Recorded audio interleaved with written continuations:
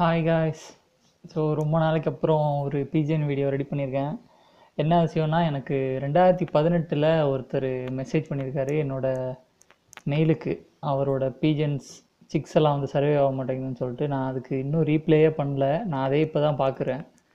என்னோட தப்பு தான். சரி பரவாயில்ல, இப்போயாவது இதுக்கு ரீப்ளே பண்ணுவோன்னு தோணுச்சு.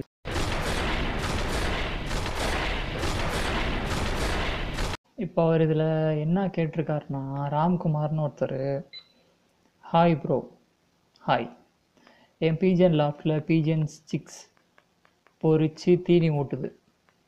ஓகே, பட் ஒன் ஆஃப் கண்டிஷன்ஸில் அது டல்லாகி இறந்து போகுது. இது மாதிரி மோர் தென் 10 சிக்ஸ் டைடு ப்ரோ. ஓகே, இதுக்கு வந்து நான் ஃபஸ்ட்டு எப்படின்னு சொல்லிட்டு நான் சொல்லிடுறேன். எப்படி சிக்ஸ் வந்து கூண்டுலேயே பொறிக்குது, பட் அது சர்வே ஆக மாட்டேங்குதுன்னா என்ன செய்யணும்னா, நீங்கள் அது என்ன புறான்னு மெயினாக பார்க்கணும். இப்போ கர்ணப்புறாலாம் வந்து 2 சிக்ஸ் எல்லாம் வந்து மேக்ஸிமம் வளர்க்காது. அது ஒரே ஒரு சிக்ஸ் தான் வந்து நல்லா ஸ்ட்ரென்த்தாக ஃபுட்டு கொடுத்து வளர்க்கும். இன்னொரு சிக்கு அப்படியே சோர்ந்து போய் இறந்துடும். அந்த மாதிரி சுச்சுவேஷனில் உங்களுக்கு ரெண்டுமே வேணும்னா, நீங்கள் ஒரு சிக்கு அந்த வீக் சிக்கை எடுத்து ஹேண்ட் ஃபீட் பண்ண ஆரம்பிச்சிடணும்.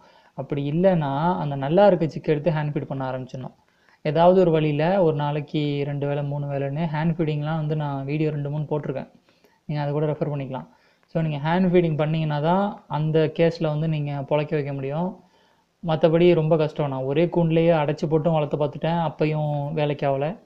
அதே மாதிரி இந்த மாதிரி மாற்றியும் பார்த்துட்டேன். இப்போ ஒரு சிக்கை வந்து நீ சாப்பாடு விட்டு இன்னொரு சிக்கு நான் வெளியில் வச்சுக்கிறேன், அப்புறம் ஒரு 4-5 நாள் கழித்து மறுபடி அந்த நான் வளர்த்த சிக்கை உள்ளே வச்சுட்டு அது ஃபீட் பண்ணதை எடுத்து நான் ஹேண்ட் ஃபீட் பண்ணிலாம் ட்ரை பண்ணி பார்த்துட்டேன். அதெல்லாம் செட்டே ஆகலை. நீங்கள் என்ன பண்ணணுன்னா, ஏதாவது ஒரு சிக்குக்கு நீங்கள் பொறுப்பேற்று அதை ஹேண்ட் ஃபீட் பண்ணி நல்ல கெயின், நல்லா அந்த ஃபுட்டை வந்து நல்லா பவர்ஃபுல் ஃபுட்டாக கொடுத்து அதை வெயிட் கெயின்லாம் பண்ணி நல்லா பெருசாகி வளர்ந்துருச்சுன்னா ரெண்டுமே சர்வே ஆகும். அப்படி இல்லைன்னா வெள்ளிக்கண்ணோட கேஸில் வந்து ஒரு குஞ்சு தான் சர்வே ஆகும். இது வந்து சாதா கருப்பு கண்ணுக்கு அப்படி அப்ளை கிடையாது. கருப்பு கண் வந்து அதிகபட்சம் 3 குஞ்சு வரைக்குமே பிராட்டப் பண்ணி நல்லபடியாக வளர்க்கும். அது ஏன்னா தாய் அப்புறம் வந்து அந்த மேல் புறா ரெண்டுமே வந்து நல்லா ஃபீட் பண்ணும். அதுங்க 3 முட்டை பொரிச்சிச்சின்னா, அது ஆண் பொண்ணாக இருந்து 3 முட்டை பொரிச்சிச்சுன்னு வச்சுங்களேன், ஃபீமேல் 3 எக்கு போட்டால் நீங்கள் ஒரு எக்கு வெளியே எடுத்துடுறது தான் சேஃபு. ஏன்னா என்ன ஆகும்னா, பேரண்ட்டுக்கு வந்து வாயிலெல்லாம் வந்துட்டு கேங்கர்னு சொல்லுவாங்க, அந்த நோய் வந்துடும். அதுக்கு அடுத்த ஈடு வைக்கும் போது அது குஞ்சுக்கு வந்து சாப்பாடு கொடுக்கறது ரொம்ப டிஸ்டர்ப் பண்ணுங்கிறதுனால சாப்பாடு கொடுக்கறத விட்டுட்டு குஞ்சு இறந்து போயிடும். அதனால் நீங்கள் என்ன பண்ணணுன்னா, மேக்ஸிமம் 2 குஞ்சு தான் வைக்கணும். அதே மாதிரி அடுக்கு ஜோடின்னு சொல்லுவாங்க. எப்படின்னா, முட்டை வைக்கும், 20 நாளில் அந்த குஞ்சு பெருசாகும், 25 நாளில் மறுபடியும் முட்டை வச்சிரும். இந்த குஞ்சு கூண்டை விட்டே வெளியே இருக்காது, அது இன்னொரு முட்டையில் அழகாத்துட்டு இருக்கும். ஸோ இந்த மாதிரி சுச்சுவேஷன்லாம் வரும்போது குஞ்சுங்க வந்து ரொம்ப ஸ்ட்ரென்த்தாக வெளியாகி நல்லா பறந்து சர்வைவ் ஆகிறதெல்லாம் ரொம்ப சிரமமாக போயிடும். அதனால் இந்த அடுக்கு ஜோடிங்கிறது வந்து ஒரு வகையில் நல்ல விஷயம், பட் இன்னொரு வகையில் பார்த்தோம்னா அதுலேயும் கொஞ்சம் ப்ராப்ளம் இருக்குது தான் செய்யுது. ஸோ அதெல்லாம் பார்த்து வாங்குங்க. ஒரு ஹெல்த்தியான பேரண்ட்னா ஒரு 35 நாள் வரைக்கும் வெயிட் பண்ணி அடுத்த ஈடு வைக்கும். அப்படி வச்சுச்சுன்னா தான் உங்களுக்கு வந்து கரெக்டாக அந்த 2 குஞ்சும் சர்வைவ் ஆகி வெளியில் வந்து ஸ்ட்ரென்த்தியாக பறக்கிற வரைக்கும் நல்லாயிருக்கும். ஸோ அதுவும் என்னன்னு பார்த்துங்க. அப்புறம் வந்து ஒரு கண்டிஷனில் வந்து சிக்கு டல்லாகுதுன்னா அதான் காரணம். ஏன்னா அதுங்களால ஓனாக போயிட்டு சாப்பாடு தேட முடியாது. பேரண்ட்டு கரெக்டாக சாப்பாடு கொடுக்கலன்னா கொஞ்சம் கொஞ்சமாக எல்லாமே டல்லாக ஆரம்பிச்சிடும். ஸோ அதுவும் நம்ம என்னென்னு பார்த்துக்கணும். இது மாதிரி மோர் தென் 10 சிக்ஸ் டைடு. ஓகே, எனக்கு ஸ்டார்டிங்கில் அந்த மாதிரி இருந்துச்சு. அதுக்கப்புறம் நான் ஓரளவுக்கு விஷயத்தை புரிஞ்சுக்கிட்டதுக்கப்புறம் வெள்ளிக்கண்ணோட குஞ்சை தான் நிறையா லாஸ் பண்ணனே தவிர மற்ற குஞ்சுங்க வந்து இந்த மாதிரி டல்லாகி இறந்து போனது ரொம்ப கம்மி. அதுங்க எப்படி ஏன் கேஸில் டல்லானுச்சுன்னா, பேரண்ட்டு ஃபுட்டு கொடுக்காததுனால அதுங்களுக்கு வந்து பருவு வர ஆரம்பிச்சிச்சு. ஃபேஸில் உடம்புலலாம் ரொம்ப பருவு வந்து கண்ணெல்லாம் வந்து மூடி போய் அதுங்க வேறு வழியே இல்லாமல் அப்படியே சோர்ந்து போய் எல்லாம் இறக்க ஆரம்பிச்சிச்சு. ஸோ அந்த மாதிரி பிரச்சனை எனக்கு இருந்துச்சு. இதை நீங்கள் தவிர்க்க என்ன பண்ணணுன்னா, டைரக்ட் சன்லைட்டில் கூண்டு வைக்கக்கூடாது. நீங்கள் வந்து நிழலாக பார்த்து தான் கூண்டு வைக்கணும். அதே மாதிரி க்ளோஸ்டு கூண்டு தான் நீங்கள் வச்சுருக்கணும். ஒரு காத்தோட்டமான க்ளோஸ்டு கேஜி. நீங்கள் ஓப்பன் கேஜி வளர்த்திங்கன்னா, இந்த மாதிரி ஓப்பன் கேஜி வளர்த்திங்கன்னா புறா அது இஷ்டத்துக்கு வெளியே போயிடும், அது இஷ்டத்துக்கு வரும். ஸோ அது வந்து அந்தளவுக்கு குஞ்சுங்களுக்கெல்லாம் ஹெல்த்தியாக இருக்காது. அதுங்க எதிர்பார்க்குற டயத்துக்கு அதுங்க எப்பப்பெல்லாம் தீனி கேட்குதோ அப்போல்லாம் வந்து பேரண்ட்டு அவைலபிளாக இருக்காது. ஸோ அது ஒரு பிரச்சனை இருக்குது. ஓப்பன் கூப்பு வளர்த்திங்கன்னா நிறைய ப்ராப்ளம் வரும். ஸோ நீங்கள் வந்து க்ளோஸ்டு கூப்பு தான் வளர்த்தாகணும். பகல்லையும் சாயங்காலமும் திறந்து விட்ற மாதிரி இருந்தால் மட்டும்தான் வந்து உங்கள் கூப்பு நல்ல ஹெல்த்தியான சிக்ஸ் எல்லாம் ப்ரீட் பண்ணும். ஸோ அதையும் மைண்டில் வச்சுக்கோங்க. அப்புறம் இப்போது நான் மாடியில் வளர்க்குறேன் இன் ஆப்பிள் பாக்ஸ். நான் உள்ள பாக்ஸ் எதுவும் வைக்கல ஃபார் கீப்பிங் எக்ஸ். அதுவே குச்சி எல்லாம் கலெக்ட் பண்ணி ரெடி பண்ணிக்குது. ஓகே, இப்போ வந்து நீங்கள் மொட்டை மாடியில் வளர்க்குறதே வந்து பயங்கர ஹீட்டாக இருக்கும். ஸோ அதுவும் புறாவை கொஞ்சம் பாதிக்கும், புறா குஞ்சுங்களையும் பாதிக்கும். அப்புறம் வந்து ஆப்பிள் பாக்ஸில் வளர்க்குறீங்க, நானும் ஆப்பிள் பாக்ஸில் தான் வளர்த்தேன். ஆப்பிள் பாக்ஸில் வந்து பேப்பர் போட்டு வைங்க மேக்ஸிமம். நான் அதெல்லாம் பண்ணலை. பேப்பர் போட்டு வச்சிங்கன்னா நீங்கள் ஈஸியாக அதோட வேஸ்ட்லாம் அந்த பேப்பரோட தூக்கி போட்டு திருப்பி ஒரு பேப்பர் வச்சிடலாம். அப்படி இல்லைன்னா அது காஞ்சிரும். நீங்கள் வந்து அதை ஏதாவது ஷார்ப்பான ஆப்ஜெக்ட் வச்சு சுரண்டிட்டு இருக்கணும். அது ஒரு மாதிரி நாஸ்டியான ஒர்க்கு. அது வந்து ஒரு 2-3 தடவை பண்ணதுக்கப்புறம் உங்களுக்கே அழுத்துரும். அதனால் நீங்கள் பேப்பர் போட்டு வச்சுக்கிறது தான் வந்து எனக்கு தெரிஞ்சு ஹைஜீனுக்கு ஈஸியாக கிளியரும் பண்ணலாம். அதனால் அந்த மாதிரி பிளான் பண்ணுங்கள். அப்புறம் மொட்டை மாடியில் வைக்கிறத மேக்ஸிமம் அவாய்ட் பண்ணுங்கள். டைரக்ட் சன்லைட் படுற மாதிரியான ஒரு கூண்டில் வச்சோம்னா அது ரொம்ப அநியாயத்துக்கு கஷ்டப்படும் புறாலாம். அதுக்கப்புறம் அதுவே குச்சி பொறுக்குதுன்னா நீங்கள் ஓப்பன் கூப் வளர்க்குறீங்கன்னு தான் நான் வந்து எடுத்துக்குவேன். நான் காலையில் ஓப்பன் பண்ணி சாயங்காலம் க்ளோஸ் பண்ணுற கூப்பில் தான் வந்துட்டு புறா அது இஷ்டத்துக்கு போய் குச்சியெல்லாம் எடுக்க முடியும். காலையில் ஓப்பன் பண்ணி நான் காலையிலேயே அது பறந்து வந்தோடனே தீனி போட்டு அடைச்சிருவேன். சாயங்காலம் ஓப்பன் பண்ணி சாயங்காலம் அது பறந்து வந்தோடனே தீனி போட்டு அடைச்சிருவேன்னா அது ஒரு ஹெல்த்தியான கூப்பு. அஃப்கோர்ஸ் அதில் வந்து புறாவுக்கு ஃபுல் ஃப்ரீடம் கிடைக்காது தான், அது இஷ்டத்துக்கு பறந்து வர முடியாது தான். But for its own safety அந்த புறாவோட குஞ்சுங்களும் புறாவும் நல்லா சேஃபாக இருக்கும், ஹெல்த்தியாக இருக்கும். அதுக்காண்டி நீங்கள் அந்த மாதிரி அதுங்களோட ஃப்ரீடமை கொஞ்சம் ரெஸ்ட்ரிக்ட் பண்ணுறது வந்து ஒன்றும் பெரிய தப்புன்னு எனக்கு தோணலை. நீங்கள் இந்த ரேஸுக்கெல்லாம் ரெடி பண்ணுற மாதிரியான சுச்சுவேஷன்ஸ் இருந்துச்சுன்னா அதுக்கு வேறு டாப்பிக்கு. நான் இப்போதைக்கு குஞ்சுங்களை நீங்கள் வந்து பாதுகாப்பாக வச்சுக்கணும், எதுவுமே சாகக்கூடாதுன்னா நீங்கள் இந்த மாதிரி க்ளோஸ்டு கூப் தான் வளர்த்தாகணும். அப்புறம் இல்லைன்னா அதுக்குள்ளே ஏதாச்சும் வைக்கணுமா? ஸோ நீங்கள் வைக்கிறது தான் சேஃபு. நீங்கள் வந்து நான் அந்த 10 ரூபாயில் கோப்பெல்லாம் வாங்கி வைப்பேன்ல, அந்த மாதிரி நீங்கள் கோப்பை வாங்கி வச்சிங்கன்னா தான் சேஃபு. ஏன்னா அதுங்களே பொறிக்கிறதுல வந்து ரொம்ப அது ஒரு மாதிரி வேஸ்ட்டெல்லாம் அதிலே போட்டு ஒரு மாதிரி அசிங்கமாகிடும். அதுவே வந்து புறாக்கு ஹெல்த்தி கிடையாது.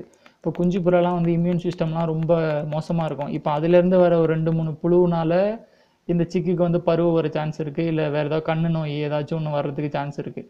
அதனால் நீங்கள் என்ன பண்ணணுன்னா நீங்களே மண் வச்சு ஒரு கோப்பை வைங்க. அந்த கோப்பை வந்து வேஸ்ட்லாம் வந்து வெளியில் தான் விடுவோம். நீங்கள் ஒரு குறிப்பிட்ட அளவு பாதிக்கு மேலே மண் வச்சுட்டிங்கன்னா வேஸ்ட்டு குஞ்சுங்க ஆட்டோமேட்டிக்காக வெளியில் தான் போடும். அது அந்த ஆப்பிள் பாக்ஸில் நீங்கள் போட்டிருக்க பேப்பரில் தான் விழுவோம். ஸோ அந்த கோப்பையும் மோசமான நிலைமைக்கு போனாலும் அதை என்ன பண்ணலாம், நீங்கள் அந்த மண்ணத்துக்கு வெளியே கொட்டிட்டு கோப்பையை க்ளீன் பண்ணிட்டு வேறு மண் வச்சு மறுபடியும் அதில் குஞ்சை நீங்கள் விட்டுறலாம். அது புறா வந்து மறுபடியும் குஞ்சுக்கெல்லாம் தீனி கொடுக்கும். அதெல்லாம் எந்த பிரச்சனையும் இல்லை. அதனால் நீங்கள் வைக்கிறது தான் நல்லது. புறா வந்து ஓப்பன் கூப்பில் அது போய் நீ எடுத்துகிட்டு வந்து கூண்டு கட்டிக்கோ, அதில் நீ குஞ்சு பொறினா அது திருப்பி அடுத்த ரவுண்டு வைக்கும் போது அதே கூண்டில் வைக்காது. அந்த கூண்டில் அப்படியே அந்த வேஸ்ட்டு அந்த அசிங்கமான அது பொறுக்கிட்டு வந்து போட்டது எல்லாம் அப்படியே கிடக்கும். அது வேறு ஒரு ஆப்பிள் பாக்ஸுக்கு போய் அங்கே மறுபடியும் குச்சி பொறுக்கி சேர்த்துட்ருக்கோம். ஸோ நீங்கள் அது குச்சி பொறுக்குனா நீங்கள் தெரிஞ்சுக்கிங்க அது முட்டை வைக்க போகுதுன்னு. அது குச்சி பொறுக்கி அடுக்கிற இடத்துல என்ன பண்ணுங்கள், நீங்கள் அந்த கோப்பையை வச்சுட்டு அந்த குச்சிங்களெல்லாம் எடுத்து மேலே போட்டிங்கன்னா அதுக்கே தெரிஞ்சிடும் இந்த இடத்துல நம்ம முட்டை வச்சிடலான்ட்டு. அடுத்த ஒரு 4-5 நாள் இல்லைனா மேக்ஸிமம் 10 நாளில் அது முட்டை வச்சிடும். அப்புறம் ஆஃப்டர் சிக்ஸ் அவுட் அதை கொண்டு வந்து கேஜிக்குள்ளே போட்டால் சிக்ஸ்க்கு தீனி ஊட்டுமா? கேஜுக்குள்ளே கொண்டு வந்து போட்டு ஊட்டலைன்னா ரிஸ்க்காக போயிடும். ஸோ நீங்கள் தான் சொல்லணும். ஸோ இது வந்து அவர் இந்த இன்க்யூபேட்டர்னு சொல்லுவாங்கள்ல, இன்க்யூபேட்டர் வந்து நான் ஸ்க்ரீனில் இங்கே போட்டுடுறேன். இன்க்யூபேட்டர்னால் அது எப்படின்னா அது ஒரு பாக்ஸ் மாதிரி இருக்கும், ரவுண்டாக இருக்கும், டிஃப்ரெண்ட் ஷேப்ஸில் இருக்குது, சைஸில் இருக்குது. அதில் வந்து நம்ம கோழி முட்டை புறா முட்டையெல்லாம் அது உள்ளே வச்சுட்டு டெம்பரேச்சர் செட் பண்ணோன்னா ஒரு 25 நாளில் அது பொரிக்கும். அது புறா அடக்காக்கவே தேவையில்லை. ஸோ அது பொரிச்சதுக்கப்புறம் அந்த குஞ்சை கொண்டு போய் நான் புறா கிட்ட வச்சேன்னா அது தீனி கொடுக்குமான்னு கேட்டால் அது வந்து சந்தேகம் தான். அது நான் இது வரையும் ட்ரை பண்ணதில்லை. நான் இன்க்யூபேஷனும் ட்ரை பண்ணதே கிடையாது ஒரு தடவை கூட.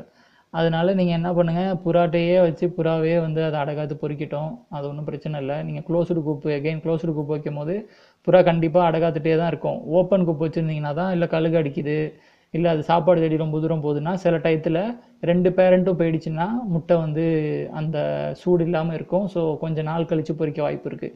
இருந்தாலும் பொரிச்சிடும், அது ஒன்றும் பிரச்சனை இருக்காது. அதனால் நேச்சுரலாக புறா கீழே வச்சு பொறிக்க விடுங்க, புறாவே தீனி கொடுக்க விடுங்க. அப்படி 2 குஞ்சில் ஒன்று ரொம்ப மோசமான நிலைமைக்கு போனால் அதை உடனே கையில் எடுத்து நீங்கள் ஃபுட்டு கொடுக்க ஆரம்பிச்சிருங்க. அதுக்கு கரெக்டாக தண்ணி கொடுக்க ஆரம்பிச்சிருங்க. என்னென்ன ஹெல்த்தி ஃபுட்டு கொடுக்கணும்னு ஆல்ரெடி ஒரு வீடியோ போட்டிருக்கேன், அதை பார்த்து அதுக்கேற்ற மாதிரி நீங்கள் அதை மெயின்டைன் பண்ணிக்கோங்க. ஸோ இதுதான் வந்து இவர் கேட்டிருக்கிறதுக்கு என்னோடய ஆன்சரு. நீங்கள் வந்து குஞ்சுங்களை வந்து இழக்கக்கூடாதுன்னா ஃபஸ்ட்டு நான் சொல்கிறது வந்து நீங்கள் சன்லைட்டுக்கு நேராக கூண்டை வைக்கவே வைக்காதீங்க. அப்புறம் க்ளோஸ்டு கூப் வச்சுக்கோங்க. ஓப்பன் கூப்பு வளர்க்காதீங்க. ஓப்பன் கூப்னா நான் காலைல திறந்து விட்டு சாயங்காலம் தான் அடைப்பேன். அந்த மாதிரி தப்பை பண்ணவே பண்ணாதீங்க. நான் அப்படி தான் பண்ணேன். புறா சுதந்திரமாக வச்சுக்கணும் அப்படி இப்படின்னு என்னென்னமோ நினச்சி பண்ணேன். அது எல்லாமே தலைகீழ தான் போய் முடிஞ்சு. பூனை வர ஆரம்பிச்சிச்சு. அப்புறம் புறா முட்டையை ஒழுங்காக அடகாக்கலை. அப்புறம் வந்து நான் சாப்பாடு போடுற டயத்துக்கு எந்த புறாவும் வரல. எல்லாம் அங்கங்கே சாப்பாடுக்கு மேய்ஞ்சிட்டு லேட்டாக தான் வந்துச்சு. அப்புறம் இதனால் குஞ்சுங்களுக்கு சரியாக சாப்பாடு கிடைக்கல, அதுங்களுக்கு நோய் வர ஆரம்பிச்சிச்சு. அப்புறம் இதெல்லாம் வந்து நிறைய எனக்கு ஒர்க் வச்சுச்சு. அதே நேரத்தில் ஃப்ரஸ்ட்ரேட்டும் ரொம்ப ஆகிட்டேன். ஸோ நீங்கள் லாங் டேர்ம் புறா வளர்க்கணும், புறா இந்த பிரச்சனையும் வரக்கூடாது, நிறையா பெருகணும், இந்த மாதிரிலாம் பிளான் இருந்தால் காத்தோட்டமான சூரிய ஒளி நேராக படாத இடத்துல கூண்டு க்ளோஸ்டாக வச்சு வளங்க. கண்டிப்பாக உங்களோட கூண்டில் அதிகமான குஞ்சுங்க சாவாதுன்னு நான் நினைக்கிறேன். அதே மாதிரி சாப்பாடு எனி டைம் பேரண்ட் சாப்பிட்ற மாதிரி வச்சுக்கோங்க. அதெல்லாம் நான் நிறைய வீடியோவில் சொல்லியிருக்கேன். சொல்லாதது தான் இந்த வீடியோவில் நான் சொல்ல ட்ரை பண்ணியிருக்கேன். ஸோ நீங்கள் ரொம்ப நாள் கேட்டுகிட்டே இருந்தீங்க, எனக்கும் இந்த வீடியோவை நான் கண்டிப்பாக பண்ணிடணும், இவ்வளோ நாள் இவளுக்கு நான் ரீப்ளே பண்ணாமல் இருந்தேன்னு நினச்சிட்டு தான் இந்த வீடியோ நான் பண்ணேன். ஸோ இவருக்கு நான் ஒரு ரீப்ளே கூட போட்டிருக்கேன் பாருங்கள் முன்னாடியே. I will post clear answer in next video. So இதை நான் சொல்லியே அவ்வளோ நாள் கழித்து தான் அந்த வீடியோ போடுறேன், அதுக்காண்டி மன்னிச்சுக்கோங்க. எனிவே உங்களுக்கு புறா வீடியோ ஒன்று போட்டேன். இந்த வீடியோவில் ஏதாவது யூஸ்ஃபுல்லாக நான் சொல்லியிருந்தேன்னா அந்த வீடியோ லைக் பண்ணுங்கள்.